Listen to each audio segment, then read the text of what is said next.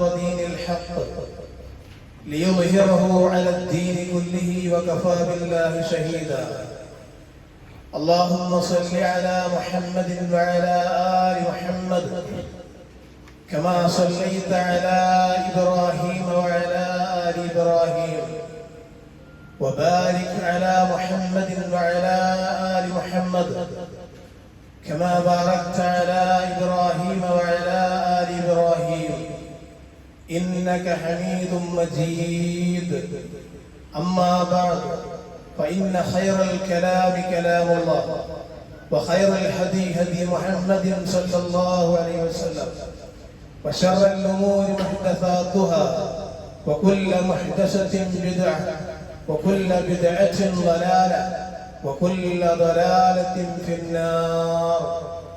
أيها الناس، أوصيكم وإياي بتقوى الله. أعوذ بالله من الشيطان الرجيم. يا أيها الذين آمنوا اتقوا الله حق تقاته فلا تموتن إلا وأنتم مسلمون. يا أيها الذين آمنوا اتقوا الله وقولوا قولا سديدا يصلح لكم أعمالكم ويغفر لكم ذنوبكم، ومن يطع الله ورسوله فقد فاز فوزا عظيما. يا أيها الناس اتقوا ربكم الذي خلقكم من نفس واحدة وخلق منها زوجها وبث منهما رجالا كثيرا ونساء، واتقوا الله الذي تساءلون به والأرحام إن الله كان عليكم رقيبا.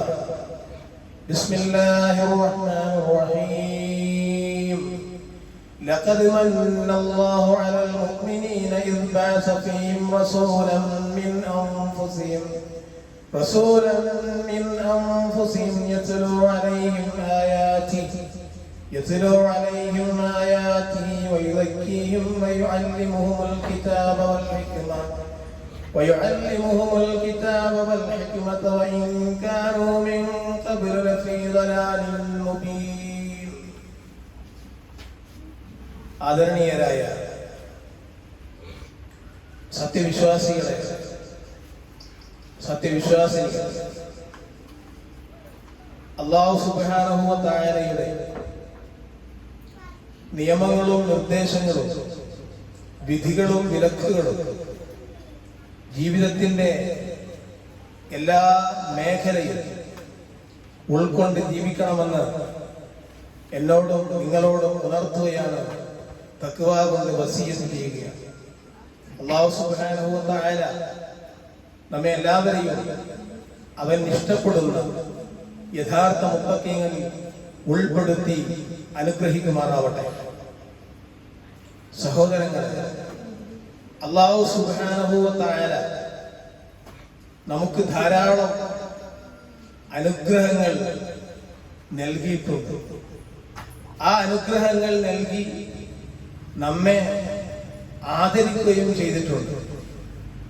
ആ അനുഗ്രഹങ്ങളൊക്കെ നാം ഓരോരുത്തരും എണ്ണിക്കണക്കാക്കാൻ ഇരുന്നാൽ ഒരു കൃത്യമായ കണക്ക്, ഒരു വ്യക്തമായ ഒരു എത്തിപ്പെടാനുള്ള ഒരു വഴി നമുക്ക് കണ്ടെത്താൻ കഴിയില്ല. എന്നാൽ അതിൽ നിന്ന് ചിലതൊക്കെ നമുക്ക് പറയാൻ സാധിക്കും. ഒന്ന്, നമ്മുടെ ശരീരത്തെക്കുറിച്ച്, അതിലെ ഓരോ സൂക്ഷ്മമായിട്ടുള്ള അവന്റെ അവയവങ്ങളുടെ പ്രവർത്തനങ്ങളെ കുറിച്ച്, നല്ല ജോലി, അതുപോലെ തന്നെ ഇണകളും മക്കളും, താമസ സൗകര്യങ്ങളും, സഞ്ചരിക്കുവാനുള്ള വാഹനങ്ങളും, അതുപോലെ നമ്മുടെ മറ്റെല്ലാ ആവശ്യത്തെക്കാൾ ഉപരിയായി ശ്വസിക്കുവാനുള്ള വായുവും, അതിനേക്കാളെല്ലാം വലിയ മഹത്തായി കണക്കാക്കുന്ന ഒരു അനുഗ്രഹം നമുക്കുണ്ട്. ഈ പറഞ്ഞതൊക്കെ അനുഗ്രഹങ്ങളാണ്. പക്ഷേ അല്ലാഹു സുബ്ഹാനഹു വ തആല അതിലും വലിയ അനുഗ്രഹം നമുക്ക് നൽകി. അത് നമ്മൾ വിശ്വാസികളാണ് എന്നതാണ്. ഈ ലോകത്ത് നമുക്ക് വിശ്വാസികളുടെ കൂട്ടത്തിൽ ഉൾപ്പെടുവാൻ സാധിച്ചു എന്നതാണ് ഏറ്റവും വലിയ അനുഗ്രഹം എന്ന് പറയുന്നത്.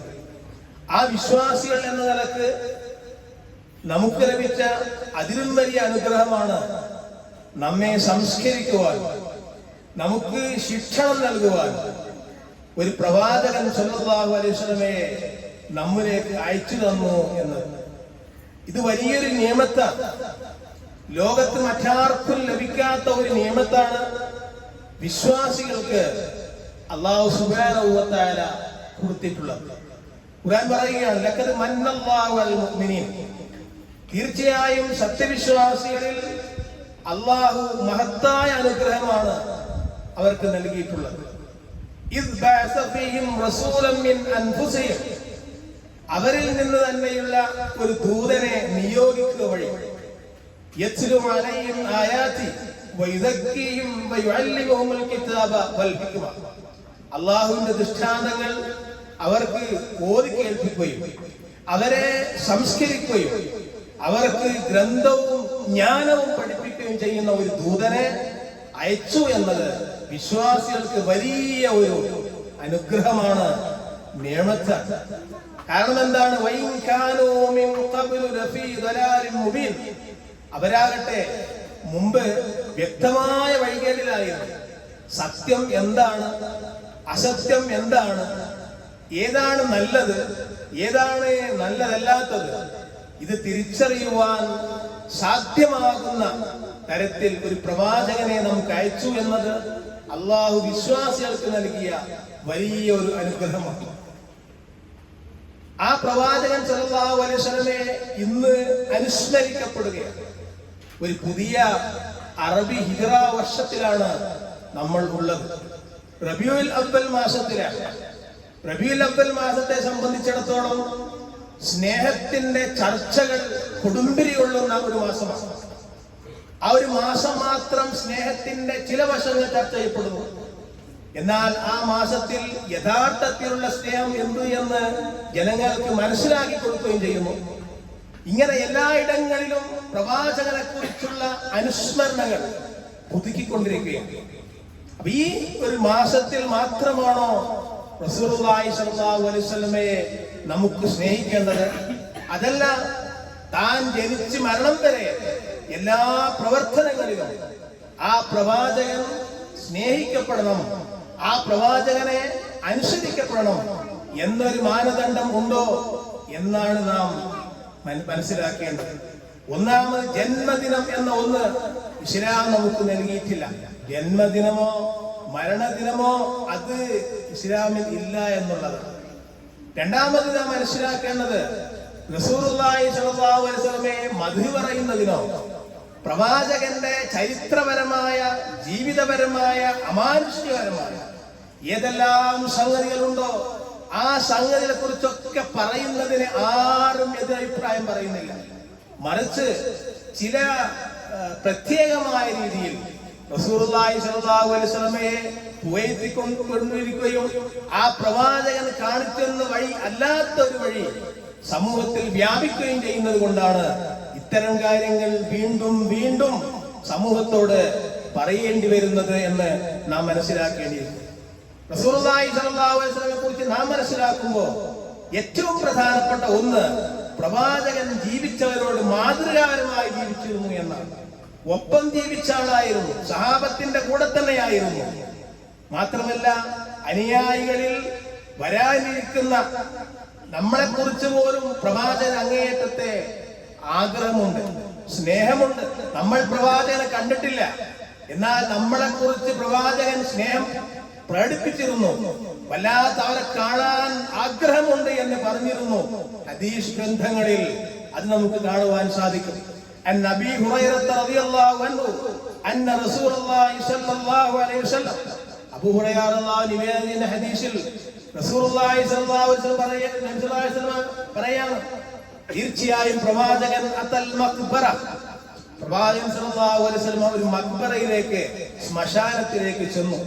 എന്നിട്ട് പ്രവാചകൻ പറഞ്ഞു, അസ്സലാമു അലൈക്കും ദാറ ഖൗമിൻ മുഅ്മിനീൻ, ഈ ഖബർ പാർപ്പിടങ്ങളിലുള്ള വിശ്വാസികളെ, നിങ്ങളുടെ മേൽ അല്ലാഹുവിന്റെ രക്ഷയും സമാധാനവും ഉണ്ടാകട്ടെ. വഇന്നാ ഇൻഷാ അല്ലാഹു ബിക്കും ലാഹിഖൂൻ, അല്ലാഹു ഉദ്ദേശിച്ചാൽ തീർച്ചയായും ഞങ്ങൾ നിങ്ങളോടൊപ്പം വന്നു ചേരേണ്ടവർ തന്നെയാണ്. എന്നിട്ട് പ്രവാചകൻ പറയാ, വദിത്തു അന്നാ ഖദ് റഅയ്നാ ഇഖ്വാനനാ, ഞാൻ എന്റെ സഹോദരങ്ങളെ കാണാൻ കൊതിക്കുന്നു, ഞാൻ എന്റെ സഹോദരങ്ങളെ കാണുവാൻ കൊതിക്കുന്നു എന്ന് പ്രവാചകൻ പറഞ്ഞപ്പോ ഖാലു, അനുയായികൾ ചോദിച്ചു, അവലസ്നാ ഇഖ്വാനക യാ റസൂലല്ലാഹ്, അല്ലാഹുവിന്റെ ദൂതരെ, ഞങ്ങളുടെ അങ്ങയുടെ സഹോദരങ്ങൾ അത് ഞങ്ങളല്ലയോ എന്ന്, ഞങ്ങളെ കാണുന്നുണ്ട്, അങ്ങയുടെ സഹോദരങ്ങൾ ഞങ്ങളല്ലയോ എന്ന് ചോദിക്കുമ്പോ ഖാല റസൂലുള്ളാഹി സ്വല്ലല്ലാഹു അലൈഹി വസല്ലം പറഞ്ഞു, അൻതും അസ്ഹാബി, നിങ്ങൾ എന്റെ അസ്ഹാബുകളാണ്, നിങ്ങൾ എന്റെ അനുചരന്മാരാണ്, എന്റെ കൂടെ ഉള്ളവരാണ്. എങ്കിലും എന്റെ ഇഖ്വാനുകൾ, എന്റെ സഹോദരങ്ങൾ നിങ്ങൾക്ക് ശേഷം വരുന്നവരാകുന്നു എന്ന് നമ്മെക്കുറിച്ചാണ് പ്രവാചകൻ പറഞ്ഞിട്ടുള്ളത്. റസൂലുള്ളാഹി സ്വല്ലല്ലാഹു അലൈഹി വസല്ലമയുടെ വഫാത്തിന് ശേഷം കടന്നു വരുന്ന പ്രവാചകനെ കാണാത്ത നമ്മളെ കുറിച്ചാണ് പ്രവാചകൻ ആഗ്രഹം പ്രകടിപ്പിക്കുന്നത് എന്ന്. അതിന്റെ അർത്ഥം പ്രവാചകൻ സല്ലല്ലാഹു അലൈഹി വസല്ലമക്ക് നമ്മോട് വല്ലാത്ത സ്നേഹം ഇങ്ങോട്ടുണ്ട് എന്നുള്ളതാണ്. അതുകൊണ്ട് തന്നെ ആ പ്രവാചകനിലൂടെ നമുക്ക് ലഭിച്ച ഒന്ന്, നരകത്തിൽ നിന്ന് നമ്മെ രക്ഷപ്പെടുത്തുവാനുള്ള ഒരു വഴി പ്രവാചകൻ കാണിച്ചു തന്നു. ഹിദായത്ത് എന്ന മഹത്തായ സന്ദേശം അത് നമുക്ക് ലഭിച്ചു എന്നതാണ് ഏറ്റവും വലിയ ഗുണമായി പ്രവാചകൻ നമുക്കുള്ളത്. മാത്രമല്ല, പരലോകത്ത് സ്വന്തം കാര്യത്തെക്കാൾ നമ്മുടെ കാര്യത്തിന് വേണ്ടി പ്രവാചകൻ പ്രയാസപ്പെടുന്നുണ്ട്. പ്രവാചകന്റെ കാര്യമല്ല മഹത്വം, മറിച്ച് പരലോകത്ത് നമ്മുടെ കാര്യത്തെ കുറിച്ചാണ്. വിചാരണ വേളയിൽ ശുപാർശകരായിട്ട് എല്ലാ ആളുകളും വരും. എല്ലാ പ്രവാചകന്മാരുടെ അടുക്കലേക്കും അവരവരുടെ സമുദായം ഇങ്ങനെ ചെന്നുകൊണ്ടേയിരിക്കും. അങ്ങനെ അവർ പ്രയാസം പറയുമ്പോ മറ്റെല്ലാ പ്രവാചകന്മാരും അവരെ കൈയൊഴിയും. അന്നേരം നബി സല്ലല്ലാഹു അലൈഹി വസല്ലം അല്ലാഹുവോട് ഇങ്ങനെ പറയും, യാ റബ്ബി ഉമ്മത്തി ഉമ്മത്തി, റബ്ബേ എന്റെ സമുദായം എന്റെ സമുദായം എന്നിങ്ങനെ പ്രവാചകൻ പറഞ്ഞുകൊണ്ടേയിരിക്കും.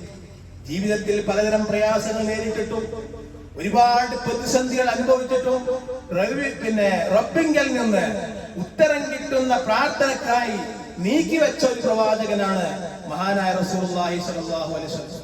പ്രവാചകൻ അത് പ്രാർത്ഥിച്ചില്ല. ലികുല്ലി നബിയിൻ ദഅവത്തുൻ മുസ്തജാബ, എല്ലാ പ്രവാചകനും ഉറപ്പായും ഉത്തരം കിട്ടുന്ന ഒരു പ്രാർത്ഥനയാണ്. എന്ന് പറഞ്ഞാൽ എല്ലാ പ്രവാചകന്മാർക്കും അത് പ്രാർത്ഥിച്ചാൽ അല്ലാഹു ഉത്തരം കൊടുക്കും. ഫതഅജ്ജല കുല്ലു നബിയിൻ ദഅവതുഹു, എല്ലാ പ്രവാചകന്മാരും അത് നേരത്തെ ആക്കി. എന്ന് പറഞ്ഞാൽ ഇഹലോകത്ത് വെച്ച് തന്നെ അവർ പ്രാർത്ഥിച്ചു. നിശ്ചയം എന്റെ പ്രാർത്ഥന എന്ന് പറഞ്ഞാൽ പ്രവാചകൻ പറയാം, ഞാൻ എന്റെ പ്രാർത്ഥന നീക്കി വെച്ചിരിക്കുന്നു. എന്റെ സമുദായത്തിന് അന്ത്യനാളിൽ ശുപാർശക്കായി ഞാനത് നീക്കി വെച്ചിരിക്കുകയാണ് എന്ന് പ്രവാചകൻ പറയുന്നുണ്ട്. ഇമാം മുസ്ലിം റിപ്പോർട്ട് ചെയ്യുന്ന ഹദീസാണ്. അപ്പോ നമുക്ക് ഏറെ ആവശ്യമുള്ള ഒരു കാര്യം ചെയ്തു തരുന്ന ഒരു വ്യക്തിയോട് നമുക്ക് സ്നേഹമുണ്ടാവും. ആ വ്യക്തിയെ കാണുമെന്ന് ആഗ്രഹിക്കും.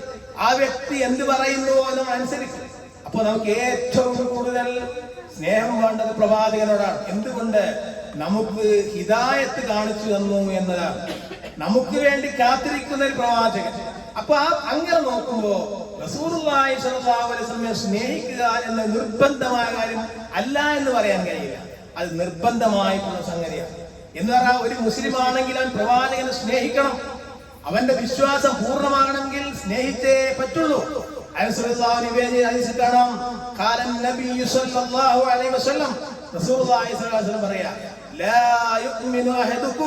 നിങ്ങൾ ഒരാളുടെയും വിശ്വാസം പൂർണ്ണമാകൂല എന്ന് പറഞ്ഞാൽ നമ്മൾ വിശ്വാസികളാണ് എന്ന് നാം പറയുമ്പോ നമ്മുടെ വിശ്വാസം പൂർണ്ണമാകൂല.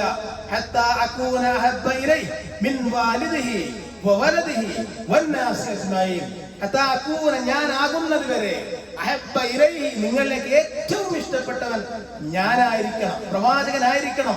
ആരെക്കാൾ? അവന്റെ പിതാവിനേക്കാൾ, അവന്റെ മക്കളെക്കാൾ, ലോകത്തുള്ള മുഴുവൻ ജനങ്ങളെക്കാളും അവർക്കൊക്കെക്കാൾ സ്നേഹം അവർക്ക് എന്നോടായിരിക്കണം. അതാകുന്നത് വരെ നിങ്ങളുടെ വിശ്വാസം പൂർണ്ണമാകൂല എന്ന് പറയാൻ. നമ്മുടെ വിശ്വാസം പൂർത്തീകരിക്കണമെങ്കിൽ പ്രവാചകൻ സല്ലല്ലാഹു അലൈഹി വസല്ലമയെ സ്നേഹിക്കുക എന്നത് അനിവാര്യമാണ്. ഇനി എങ്ങനെയാ പ്രവാചകൻ സല്ലല്ലാഹു അലൈഹി വസല്ലമയെ സ്നേഹത്തിന്റെ ഭാഗം നമ്മൾ പറയുമ്പോൾ നമുക്ക് സ്നേഹമുള്ള കുറെ കാര്യങ്ങൾ ഖുർആൻ പറയുന്നുണ്ട്. ഏതൊരു മനുഷ്യനും താല്പര്യപ്പെടുന്ന സ്നേഹത്തിന്റെ ചില അതിർവരമ്പുകൾ ഖുർആൻ പഠിപ്പിക്കുന്നുണ്ട്. കുൽ നബിയെ പറയണം, ഇൻകാന ആബാഉക്കും നിങ്ങളുടെ പിതാക്കളും, വഅബ്നാഉക്കും നിങ്ങളുടെ മക്കളും, വൈഹ്വാനുക്കും നിങ്ങളുടെ സഹോദരങ്ങളും, വഅസ്വാജുക്കും നിങ്ങളുടെ ഇണകളും, വഅശീറത്തുക്കും നിങ്ങളുടെ കുടുംബ ബന്ധുക്കളും, വഅംവാലുൻ ഇഖ്തറഫ്തുമുഹ നിങ്ങൾ സമ്പാദിച്ചുണ്ടാക്കിയിട്ടുള്ള നിങ്ങളുടെ സമ്പത്തും, വതിജാറത്തുൻ തഖ്ശൗന കസാദ മാന്യം നേരിടുമെന്ന് നിങ്ങൾ ഭയപ്പെടുന്ന കച്ചവടം, വമസാകിനു തർളൗനഹ നിങ്ങൾ തൃപ്തിപ്പെടുന്ന പാർപ്പിടങ്ങളും, ഇതെല്ലാം ഒരു മനുഷ്യന്റെ സ്നേഹത്തിന്റെ വശങ്ങളിലുള്ള സംഗതിയാണ്. ഇതൊക്കെ അഹബ്ബ ഇലൈക്കും മിനല്ലാഹി വറസൂലി വജിഹാദിൻ ഫീ സബീലി ഈ പറഞ്ഞ സംഗതികളൊക്കെ അല്ലാഹുവിന്റെ റസൂലിനേക്കാൾ അല്ലാഹുവിനേക്കാൾ അവയോടാണ് നിങ്ങൾക്ക് ഏറ്റവും സ്നേഹമെങ്കിൽ അല്ലാഹുവിന്റെ മാർഗത്തിലുള്ള ജിഹാദിനേക്കാളും പ്രവാചകനെ ഇഷ്ടപ്പെടുന്നതിനേക്കാളും അല്ലാഹുവിനെ ഇഷ്ടപ്പെടുന്നതിനേക്കാളും നിങ്ങൾക്ക് സ്നേഹമുള്ളത് ഈ പറഞ്ഞിട്ടുള്ള കാര്യങ്ങളാണെങ്കിൽ ഫതറബ്ബസു നിങ്ങൾ കാത്തിരിക്കണം ഹത്താ യഅതിയല്ലാഹു ബിഅംരി അല്ലാഹുവിന്റെ കൽപ്പന വരുന്നത് വരെ എന്ന് ഖുർആൻ പറയുകയാണ്. എന്നിട്ട് അല്ലാഹു പറയുന്നു വല്ലാഹു ലാ യഹ്ദിൽ ഖൗമൽ ഫാസിഖീൻ അല്ലാഹു ധിക്കാരികളായ ജനങ്ങളെ നേർവഴിയിലാക്കൂല. അതിന്റെ അർത്ഥം എന്താ? ഇതെല്ലാം പറഞ്ഞിട്ട് അവസാനം പറയുന്നത് അല്ലാഹു ഫാസിഖീങ്ങളെ നേർവഴിയിലാക്കൂല എന്ന് പറയുമ്പോ പ്രവാചകൻ സല്ലല്ലാഹു അലൈഹി വസല്ലമയെക്കാളും അല്ലാഹുവിനേക്കാളും അവന്റെ മാർഗത്തിലുള്ള ത്യാഗ പരിശ്രമങ്ങളെക്കാളും നമുക്ക് താല്പര്യം ഈ പറയുന്ന വ്യക്തികളോ ഈ പറയുന്ന സംഗതികളാണെങ്കിൽ നമ്മൾ ഫാസിക്കാണ് എന്നാണ് പറഞ്ഞതിന്റെ അർത്ഥം. അതാണ് ആയത്ത് അങ്ങനെ അവസാനിപ്പിക്കുന്നത്. അതുകൊണ്ട് തന്നെ പ്രവാചകനെ സ്നേഹിക്കണം എന്നതിൽ ആർക്കും അഭിപ്രായ വ്യത്യാസമില്ല. പ്രവാചകനെ പ്രകീർത്തിക്കണം എന്നതിൽ അഭിപ്രായ വ്യത്യാസമില്ല. പക്ഷേ പ്രവാചകൻ സല്ലല്ലാഹു അലൈഹി വസല്ലമയെ എങ്ങനെ സ്നേഹിച്ചു എന്ന് നമുക്ക് കൃത്യമായി പഠിപ്പിച്ചു തന്നിട്ടുള്ളത് ആദ്യത്തെ സമൂഹമാണ്. പ്രവാചകന്റെ കൂടെ കഴിഞ്ഞിട്ടുള്ള സമൂഹം അവരാണ് എങ്ങനെയാണ് പ്രവാചകനെ സ്നേഹിക്കേണ്ടത് എന്ന കൃത്യമായ മാനദണ്ഡത്തിന്റെ അടിസ്ഥാനത്തിൽ വ്യക്തമാക്കി തന്നത് അവരാണ്. ലോകാവസാനം വരെ വരാനിരിക്കുന്ന ഈ സമുദായത്തിന്റെ എല്ലാ പ്രക്രിയ നടക്കുന്ന എക്കാലത്തുമുള്ള പ്രതിനിധികളെ ഉൾക്കൊള്ളിച്ചുകൊണ്ട് നിത്യഹരിത മാതൃകപരമായ ഒരു സ്നേഹപ്രകടനം സ്വഹാബത്ത് കാണിച്ചു എന്നത് നമുക്ക് പാഠമാണ്. അതാണ് നമ്മുടെ മുമ്പിൽ എപ്പോഴും ഉണ്ടാവേണ്ടത്. അതിൽ ഒന്ന് ഉമർ റളിയല്ലാഹു ഒരിക്കൽ പറയുകയുണ്ടായി, വല്ലാഹി യാ റസൂലല്ലാഹ് അല്ലാഹുവിന്റെ പ്രവാചകരെ അല്ലാഹുവാണ് സത്യം, ലാ അൻത അഹബ്ബു ഇലയ്യ ലാ അൻത അഹബ്ബു ഇലാ മിൻ കുല്ലി ഷൈഇൻ ഇല്ലാ മിൻ നഫ്സി അല്ലാഹുവാണ് ഞാൻ ഒഴിച്ച് മറവാൻ പറയാ ഞാൻ ഒഴിച്ച് മറ്റൊന്നിനേക്കാളും എനിക്ക് ഏറ്റവും പ്രിയങ്കരൻ അല്ലാഹുവിന്റെ റസൂലേ താങ്കളാണ്. ഞാൻ ഒഴിച്ച് എന്റെ സ്വന്തത്തെ മാറ്റി നിർത്തി. എന്നിട്ട് പറഞ്ഞപ്പോ നബി പറഞ്ഞു, ലാ അങ്ങനെയല്ല, വല്ലദീ നഫ്സി ബിയദി എന്റെ ആത്മാവ് ആരുടെ കയ്യിലാണോ ഹത്താ അകൂന അഹബ്ബ ഇലൈക മിൻ നഫ്സിക് നിന്നേക്കാളും എന്ന് പറഞ്ഞാൽ നിന്റെ നഫ്സിനേക്കാളും നിന്റെ സ്വന്തത്തെക്കാളും ആ ഇഷ്ടം എന്നോടാകുന്നത് വരെ എന്ന് പറഞ്ഞു. എന്ന് പറഞ്ഞാൽ അങ്ങനെ ആകുന്നെങ്കിൽ മാത്രമേ നീ ഉന്നതമായ വിജയം നിനക്ക് എത്താൻ സാധിക്കുകയുള്ളൂ, അല്ലെങ്കിൽ നിനക്കത് കരസ്ഥമാക്കാൻ കഴിയില്ല. അപ്പോൾ ഉമർ റളിയല്ലാഹു അൻഹു തിരുത്തി വായിച്ചു,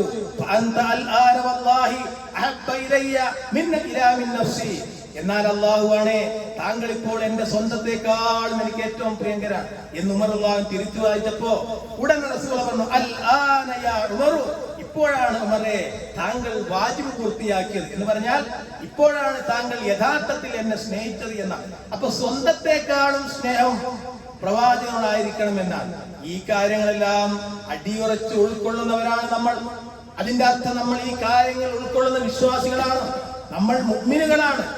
പക്ഷേ ആ മുഅ്മിനുകളാണ് അനുഭവിക്കാൻ, മുഅ്മിനിന്റെ യഥാർത്ഥ ആ സത്ത അനുഭവിക്കാൻ നമുക്ക് സാധിക്കണമെങ്കിൽ ഉയർന്നെണീറ്റുകൊണ്ട് ഞാൻ വിശ്വാസിയാണ്, ഞാൻ 100% പൂർണ്ണമായ വിശ്വാസിയാണ് എന്ന് പറയാൻ കഴിയണമെങ്കിൽ ആ പ്രവാചകന്റെ സ്വന്തത്തെക്കാൾ കൂടുതൽ സ്നേഹിക്കണം എന്നുള്ളതാണ്. അനുസൃതാൻ പറയാണ്, റസൂലുള്ളാഹി സ്വല്ലല്ലാഹു അലൈഹി വസല്ലം പറയാ, സലാസുൻ മൻ കുന്ന ഫീഹി വജദ ഹലാവത്തുൽ ഈമാൻ. 3 കാര്യങ്ങൾ, ആ 3 കാര്യങ്ങൾ ഒരാൾ ഉണ്ടായാൽ അവർ ഈമാനിന്റെ മാധുര്യം അനുഭവിച്ചു. ഒന്ന് നമ്മുടെ വിഷയവുമായി ബന്ധപ്പെട്ട ഭാഗം അതാണ്. അള്ളാഹും അവന്റെ റസൂലും മറ്റെന്തിനേക്കാളും ഭയങ്കരമാകും. അതാണ് അള്ളാഹും അവന്റെ റസൂലും മറ്റെന്തൊക്കെയുണ്ടോ അതിനേക്കാളൊക്കെ സ്നേഹമാകണം, പ്രിയങ്കരമാകണം എന്നാണ്. അപ്പൊ പ്രവാചകന്റെ അധ്യാപനത്തെ നെഞ്ചോട് ചേർത്ത് സ്വന്തത്തെക്കാൾ കൂടുതൽ നബിയെ സ്നേഹിച്ചിട്ടുള്ള ആ അനുചരന്മാരുടെ ഒരുപാട് സംഭവങ്ങൾ ചരിത്രത്തിൽ നമുക്ക് കാണുവാൻ സാധിക്കും. അവയിൽ നിന്നാണ് നമ്മൾ പാഠം ഉൾക്കൊള്ളേണ്ടത്. അവർ പ്രവാചകനെ സ്നേഹിച്ചത് അങ്ങനെയാണ്. കാരണം റസൂലുള്ള അവരുടെ കൂടെയായിരുന്നു. അവരുടെ കൂടെയായിരിക്കുമ്പോൾ പോലും പ്രവാചകൻ ഒന്നും പറ്റരുത്. ഏത് ഘട്ടത്തിലും പ്രവാചകനെ സംബന്ധിച്ചിടത്തോളം ഒന്നും സംഭവിക്കാൻ പാടില്ല. ഞങ്ങളുടെ കൂടെ ആയിരിക്കുമ്പോ ഒരു പോറൽ പോലും പ്രവാചകന് ഏൽക്കരുത്. നമ്മുടെ പ്രവാചകൻ നബി സല്ലല്ലാഹു അലൈഹി വസല്ലമക്ക് ഒന്നും ഏൽക്കരുത് എന്ന് കൃത്യമായി അനുയായികൾ പറയുക. അതിന്റെ ഉദാഹരണങ്ങള് നമുക്ക് കാണാൻ സാധിക്കും. മഹാനായ സ്വഹാബത്ത് ത്വൽഹ റളിയല്ലാഹു അൻഹുവിന്റെ അനുഭവം പറയുമ്പോ ചരിത്രത്തിൽ കാണാൻ സാധിക്കുന്ന അദ്ദേഹം ഉഹുദ് യുദ്ധത്തിൽ മുസ്ലിം സൈന്യം ഒരു പരാജയം നേരിട്ടിരുന്നു. വേറെ പ്രവാചകന്റെ കൽപ്പന തൽക്കാലം ഒന്നും അനുസരിക്കാതെ വന്നപ്പോൾ ചെറിയൊരു പരാജയം നേരിടേണ്ടി വന്നു. അങ്ങനെ റസൂലുള്ളാഹി സ്വല്ലല്ലാഹു അലൈഹി വസല്ലം കൊല്ലപ്പെട്ടിരിക്കുന്നു എന്ന് വരെ കിംവദന്തി വരുന്നത്. ഈ ഘട്ടത്തിലാണ് സ്വഹാബത്താകെ അസ്വസ്ഥമാകുന്നത്. അങ്ങനെ ത്വൽഹ റളിയല്ലാഹു അൻഹു തന്റെ സ്വന്തം അനുഭവം പറയുകയാണ്. പ്രവാചകൻ എവിടെയാണ് എന്ന് നോക്കി ആ പ്രവാചകനെ ഒരു പോറലും ഏൽക്കാതെ രക്ഷപ്പെടുത്തുവാൻ വേണ്ടി അദ്ദേഹം പ്രവാചകന് ഒരു സംരക്ഷണ ചിട്ടി കൊടുത്തു.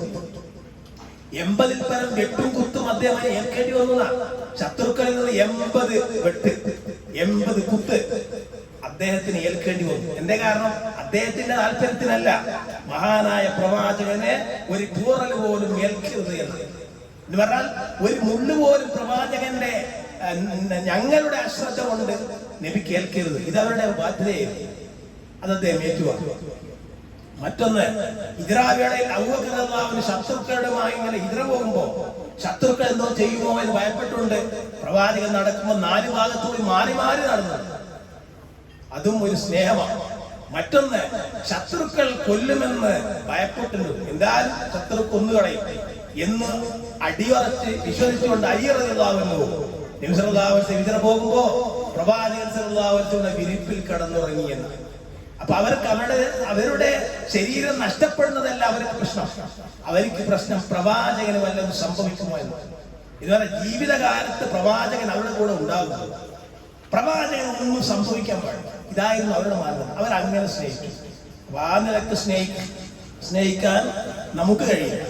നമ്മെ സംബന്ധിച്ചിടത്തോളം അങ്ങനെ കഴിയില്ല. കാരണം നമ്മുടെ കൂടെ പ്രവാചകനില്ല. എന്നാൽ നമ്മൾ എങ്ങനെയാണ് പ്രവാചകനെ സ്നേഹിക്കേണ്ടത് എന്നതിനെ കുറിച്ച് നാം മനസ്സിലാക്കേണ്ടതുണ്ട്.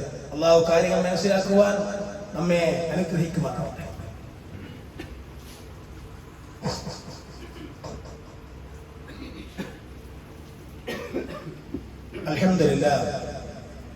അൽഹംദുലില്ലാഹി الذي أنعم علينا وهدانا إلى دين الإسلام. اللهم صل وسلم عليه. أما بعد فأوصيكم ثاني بتقوى الله. يا أيها الذين آمنوا اتقوا الله حق تقاته فلا تموتن إلا وأنتم مسلمون. സഹോദരങ്ങളെ, സഹോദരിമാരെ, തഖ്വ ഉൾക്കൊണ്ട് ജീവിക്കണമേ എന്ന് ഉണർത്തുകയാണ് ഉപദേശിക്കുക. പറഞ്ഞു വന്നത്, റസൂലുള്ളാഹി സ്വല്ലല്ലാഹു അലൈഹി വസല്ലമയെ ജീവിതകാലത്ത് അവർ സ്നേഹിച്ചതുപോലെ നമുക്ക് സ്നേഹിക്കാൻ കഴിയില്ല. അപ്പൊ നാം പ്രവാചകന്റെ മരണശേഷമുള്ള ആളുകളാണ്. പ്രവാചകൻ വഫാത്തായി കഴിഞ്ഞ ശേഷമുള്ള ആളുകളാണ് നമ്മൾ കണ്ടിട്ടില്ല. എന്നാൽ നമ്മൾ സ്നേഹിക്കേണ്ടത് എങ്ങനെയാണ്? അവരങ്ങനെ സ്നേഹിച്ചിട്ടുണ്ടെങ്കിൽ അതിനേക്കാൾ കൂടുതലായി നമ്മൾ സ്നേഹിക്കേണ്ടതുണ്ട്. കാരണം എന്താ? പ്രവാചകൻ നമ്മോട് അത്രത്തോളം ഇഷ്ടമാണ്. കാണാത്ത നമ്മളോട് അത്രത്തോളം ഇഷ്ടമുള്ള പ്രവാചകനെ നമ്മൾ അതിനേക്കാൾ സ്നേഹിക്കണം. ഒന്ന്, നബി സല്ലല്ലാഹു അലൈഹി വസല്ലം പൂർണ്ണമായിട്ടും വിശ്വസിക്കണം. പ്രവാചകൻ കേവലം ഒരു പ്രവാചകനല്ല, പൂർണ്ണമായി വിശ്വസിക്കണം. പ്രവാചകന്റെ പ്രവാചകത്വത്തിൽ വിശ്വസിക്കണം, പ്രവാചകന്റെ മൂല്യത്തിൽ വിശ്വസിക്കണം, പ്രവാചകന്റെ ശാരീരിക സ്വഭാവപരമായ പ്രത്യേകതകൾ വിശ്വസിക്കണം. റസൂലുമായി ബന്ധപ്പെട്ട എല്ലാ കാര്യങ്ങളും ഒരു സംശയമില്ലാതെ വിശ്വസിക്കണം. അതെങ്ങനെയാണോ നബി പറഞ്ഞിട്ടോ എന്ന് സംശയിക്കാൻ പാടില്ല. അത് ഖുർആൻ പറയുന്നുണ്ട്, ഇന്നമൽ മുഅ്മിനൂന അല്ലദീന ആമനൂ ബില്ലാഹി വറസൂലിഹി സുമ്മ ലം യർതാബു. അള്ളാഹുവിലും അവന്റെ ദൂതനും വിശ്വസിക്കുകയും സുമരംഗത്താൽ പിന്നീട് സംശയിക്കാതിരിക്കുകയും ചെയ്തവർ അവരാണ് സത്യവിശ്വാസികൾ. ചില ആൾക്ക് സംശയം, എന്നാൽ പ്രവാചകനെ ഉൾക്കൊണ്ടിട്ടും സംശയമുള്ള ആളുകൾ ഉണ്ടാവും. അപ്പൊ സംശയം ഉണ്ടാകാൻ പാടില്ല. റസൂൽ സല്ലല്ലാഹു അലൈഹി വസല്ലം എന്താ കൊണ്ടുവന്നത്, അത് ജീവിതത്തിൽ പകർത്തലാണ് നമ്മുടെ സ്നേഹം എന്ന് പറയുന്നത്. എന്താണ് പ്രവാചകൻ ഒഴിവാക്കാൻ പറഞ്ഞത്? അത് ഒഴിവാക്കുമ്പോഴാണ് പ്രവാചകൻ സ്നേഹിക്കുന്നത്. നിങ്ങൾക്ക് റസൂൽ നൽകിയത് കൊണ്ടുവന്നത് അത് നിങ്ങൾ സ്വീകരിക്കുക. എന്തൊന്നിൽ നിന്നാണോ നിങ്ങളെ ആ പ്രവാചകൻ വിലക്കിയത് അതിൽ നിന്ന് നിങ്ങൾ ഒഴിഞ്ഞു നിൽക്കുക. അള്ളാഹുവിനെ സൂക്ഷിക്കണം. ഇന്നല്ലാഹു ശദീദുൽ ഇഖാബ്, തീർച്ചയായും അള്ളാഹു കഠിനമായി ശിക്ഷിക്കുന്നവനാണ്. ഈ ആയത്ത്, അതായത് ഈ ആയത്ത് ഇറങ്ങിയ ഘട്ടത്തിൽ, ഈ ആയത്തിന്റെ വിശദീകരണത്തിൽ ഇബ്നു കസീർ അടക്കമുള്ള മുഫസ്സിറുകൾ, അതുപോലെ തന്നെ പ്രഗൽഭന്മാരായിട്ടുള്ള മുഹദ്ദിസുകൾ, ഇമാം ബുഖാരി, മുസ്ലിം ഒക്കെ ഉദ്ധരിച്ച ചില ഹദീസുകളിൽ ഒരു സംഭവം നമുക്ക് കാണുവാൻ സാധിക്കും. അതൊരു ഗുണപാഠം കൂടിയാണ്. അതായത് ഇമാം മുസ്ലിം റഹിമഹുല്ലാഹ് റിപ്പോർട്ടിന്റെ ഹദീസാണ്. അബ്ദുല്ലാഹി മസ്ഊദ് റളിയല്ലാഹു ഖാൽ, അബ്ദുല്ലാഹി റസൂലുള്ളാഹി പറയാ, ലഅനല്ലാഹുൽ വാശിമാതി വൽ മുസ്തൗശിമാതി വൻ നാമിസാതി വൽ മുതനമ്മിസാതി വൽ മുതഫല്ലിജാതി ലിൽ ഹുസ്നിൽ മുഗയ്യറതി ഖൽഖല്ലാഹ്. ഇതാണ് സുദീർഘമായ ഹദീസ്. എന്താ പറയുന്നത്? അല്ലാഹു ശപിച്ചു. ആരെ? ഒന്ന് പച്ച കുത്തുന്നവനെ. വാശി എന്ന് പറഞ്ഞാൽ പച്ച കുത്തുന്നവനാണ്. മറ്റൊന്നാ പച്ച കുത്തുന്ന ചെയ്യിപ്പിക്കുന്നവനെ, പുരികം പറിക്കുന്നത്, അത് ചെയ്യിക്കുന്നത്, ഭംഗി കൂട്ടാനായി പല്ലിന്റെ നിറ ഒപ്പിക്കുന്നത്, അള്ളാഹുവിന്റെ സൃഷ്ടിപ്പിൽ മാറ്റം വരുത്തുന്നതുമായ സ്ത്രീകളെ അള്ളാഹു ശപിച്ചിരിക്കുന്നു എന്ന് ഒരു സംഭവം മുഫസ്സിറുകളൊക്കെ ഉദ്ധരിക്കുന്നത് ഈ ആയത്തുമായി ബന്ധപ്പെട്ട്. അപ്പോ നന്നായി ഖുർആൻ ഓതാൻ ഉമ്മ യഅ്ഖൂബ് എന്ന സ്ത്രീ, ആ സ്ത്രീ എന്ത് ചെയ്തു? അബ്ദുല്ലാഹി മസ്ഊദിനോട് ചോദിക്കുകയുണ്ടായി, താങ്കൾ എന്താണ് ഉപരിസൂചിത ആളുകളെയൊക്കെ ശപിക്കുന്നുണ്ടല്ലോ, എന്നാൽ ഇപ്പറഞ്ഞ ആൾക്കാരൊക്കെ താങ്കൾ ശപിക്കുന്നുണ്ടല്ലോ എന്ന സ്ത്രീ ചോദിച്ചപ്പോ അബ്ദുല്ലാഹി മസ്ഊദ് പറയാ, അള്ളാഹുവിന്റെ റസൂൽ ശപിച്ചവരല്ലാതെ ഞാൻ ശപിച്ചിട്ടില്ല. അള്ളാഹുവിന്റെ റസൂൽ ശപിച്ചവരെ ഞാൻ ശപിച്ചിട്ടുള്ളൂ. അള്ളാഹുവിന്റെ ഗ്രന്ഥത്തിൽ ഉള്ളതനുസരിച്ച് എന്ന് അബ്ദുല്ലാഹി മസ്ഊദ് പറഞ്ഞു. അപ്പൊ ആ സ്ത്രീ വീണ്ടും പറഞ്ഞു, ലഖദ് ഖറഅതു മാ ബൈന ലൗഹൈ അൽ മുസ്ഹഫ് ഫമാ വജദതു.